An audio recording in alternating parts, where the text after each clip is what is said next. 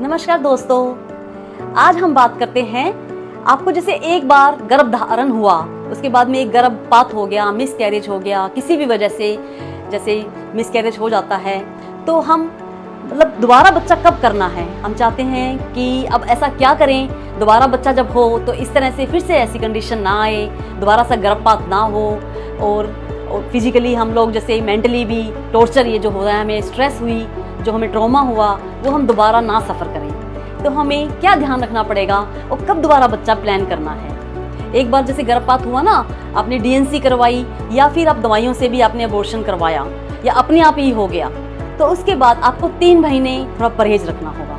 3 महीने आपको baby plan नहीं करना है। इस दौरान आपको ना निरोध इस्तेमाल करनी है।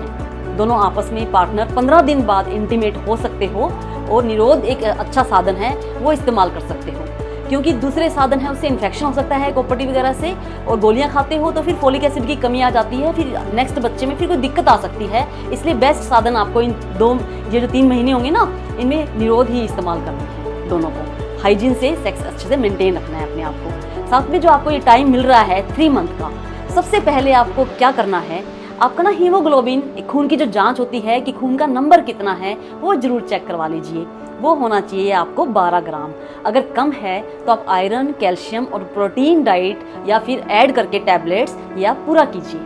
12 ग्राम हीमोग्लोबिन लेना बहुत जरूरी है, क्योंकि खून की कमी से भी ये मिसकैरेज होना ये बहुत कॉमन है। नंबर 2, इस दौरान आपको फोलिक एसिड स्टार्ट करनी है। फोलिक एसिड लेने से मिसकैरेज की संभावना आपकी कम हो जाएगी, या फिर कभी कंजेनाइटल डिफेक्ट होते हैं ना, जन्मजात विकृति कोई बच्चे को हो जाती है, तो वो भी सब कंडीशंस नहीं होगी। तो इन 3 महीनों में आपको फोलिक एसिड खानी है। नंबर 3, आपको वेट बैलेंस करना है। ना तो आपका ज़्यादा कम वेट हो, ना आपको मोटापा हो। लेडीज़ का जो वेट होता है ना 60 kg के नीचे रहना चाहिए। आपकी जितनी हाइट है उसके अकॉर्डिंग वेट आपका उतना बैलेंस में रहना चाहिए। तो आपको डाइट अभी से ही ध्यान रखना है, क्योंकि मोटापे के कारण भी हमारा मिसकैरेज हो जाता है, हार्मोन्स के संतुलन बिगड़ जाता है और अंडे की जो क्वालिटी होती है वो भी अच्छी नहीं बनती। इसलिए आपको वेट कैसे मेंटेन करना है, थोड़ा एक्सरसाइज शुरू कीजिए, एक्टिव रहिए और डाइट का ध्यान रखना, जिसमें आपको मीठा, तली हुई चीज़ें, बाहर का खाना, ब्रेड, भुजिया, ये सब नहीं खानी है। और आपको साथ में चौथे नंबर पे क्या बात आती है, आपको मेडिटेशन करना है। थोड़ा स्ट्रेस फ्री योगा करना सीखिए, जिससे आपको रिलैक्स रहे।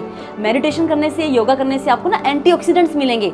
आपके जो ओवरीज वगैरह हैं, रिप्रोडक्टिव ऑर्गन्स हैं, ये अच्छा इसमें ब्लड सर्कुलेशन मिलेगा। थोड़ा एक्सरसाइज कीजिए, स्ट्रेचिंग योगा कीजिए इन दिनों में, ताकि प्रेगनेंसी भी जब आपको होगी तो आप ये योगा कंटिन्यू कर सकते हैं। अगर पहले आपको आदत नहीं रहेगी एक्टिव रहने की, एक्सरसाइज करने की, योगा करने की, तो प्रेगनेंसी में फिर आप कैसे एक्सरसाइज करेंगे। प्रेगनेंसी में भी हमें बहुत जरूरी होता है योगा एक्सरसाइज करनी। फिर 5वें नंबर पे आता है आपको हार्मोन्स में बैलेंस है या नहीं। एक तो सबसे जरूरी है थायराइड की जांच। TSH की जो वैल्यू होती है ना, जब प्रेगनेंसी प्लान कर रहे हैं तो वो होना चाहिए 2.5 से कम। ठीक है, तो ये अगर आपका कम है या ज़्यादा है, उसके अकॉर्डिंग आपको थायराइड को मेडिसिन ले लेनी है। फिर हम टेस्ट करवाते हैं टॉर्च IgM टेस्ट। टॉर्च होता है टॉक्सोप्लाज्मा, साइटोमेगाला, R से रूबेला और H से हर्पिस सिम्प्लेक्स। अगर IgM एंटीबॉडीज इसमें आपको बढ़ी हुई आती है तो मतलब रीसेंट इन्फेक्शन है। ये इन्फेक्शन हम इसलिए इस समय में करवाते हैं ताकि आपको इनके अगेंस्ट जो हमें दवाई देनी होगी ना, एंटीबैक्टीरियल, एंटीवायरल, तो प्रेगनेंसी में इतनी दवाइयाँ हम नहीं दे सकते हैं। पहले ही दे के ट्रीटमेंट करके आपको ये इन्फेक्शन दूर करना होता है, ताकि आगे से आपको मिसकैरेज ना हो। और अगर आपने रूबेला के लिए वैक्सीन नहीं लिया है और आपको IgM पॉजिटिव आ रहा है, तो भी आप रूबेला का वैक्सीन इस दौरान ले सकते हो। रूबेला का वैक्सीन लेने के बाद में वैसे भी 1.5 महीने से लेकर 3 महीने तक आपको गैप करना होता है, तो आपका ये भी टाइम यूटिलाइज हो जाएगा। फिर हमें ध्यान रखना है डाइट का, तो हमने ध्यान रखना ही है सारा, फिर मतलब एक्टिव रहना है अच्छे से और मीठा वगैरह कम खाना है। टॉर्च इन्फेक्शन आपको रूल आउट करवाना है और आपको फोलिक एसिड स्टार्ट करनी है, थोड़ा एक्सरसाइज स्टार्ट करनी है इन दिनों में। और जो अगर आप स्मोकिंग, ड्रग्स ले रहे हैं, अल्कोहल ले रहे हैं, दोनों पार्टनर, चाहे हस्बैंड है चाहे वाइफ है, हस्बैंड के भी क्या स्पर्म्स की क्वालिटी अच्छी नहीं रहेगी अगर आप स्मोकिंग कर रहे हैं, ड्रिंक ज़्यादा ले रहे हैं, तो वो भी अवॉइड करना होगा। तो ये सब चीज़ों का हमें ध्यान रखना है। साथ में आपको क्या शुरू करना पड़ेगा, दोनों पार्टनर को हमें कुछ ना एंटीऑक्सीडेंट्स लेने पड़ते हैं, ताकि जो स्पर्म्स की क्वालिटी है या फिर एग की क्वालिटी है, इसमें कोई जेनेटिक डिफेक्ट आ जाते हैं ऑक्सीजनेशन होने के बाद में, तो कुछ विटामिन देकर हम दोनों की स्पर्म्स और एग की क्वालिटी अच्छी करेंगे। एंटीऑक्सीडेंट्स कुछ देंगे विटामिन 3 मंथ तक रेगुलर, जिससे आगे आने वाले टाइम में आपको गर्भपात ना हो।